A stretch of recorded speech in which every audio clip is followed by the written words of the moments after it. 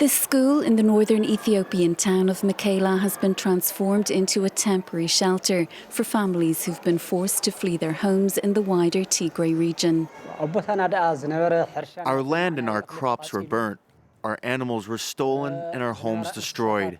Everything was taken away. It's hard to imagine. As we fled, we heard the sound of bombs.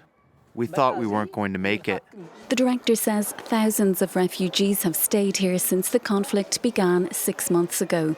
They need a shelter. I give them my office to live here.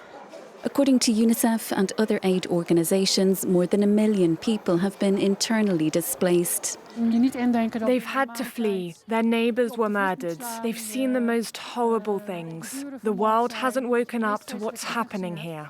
It's believed that thousands of civilians have been killed since November, when the Ethiopian Prime Minister began a military offensive against the region's ruling party, the Tigray People's Liberation Front, in response to what he said were attacks on federal army camps.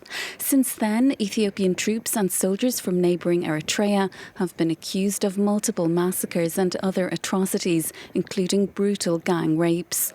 On Sunday, US Secretary of State Antony Blinken announced visa restrictions on Ethiopian and Eritrean officials, accusing them of having taken no meaningful steps to end the hostilities. He also announced wide-ranging restrictions on economic and security assistance to Ethiopia. While the government says it's committed to investigating human rights violations, Washington is warning that unless the conflict is resolved, those responsible should expect further action from the US and the international community.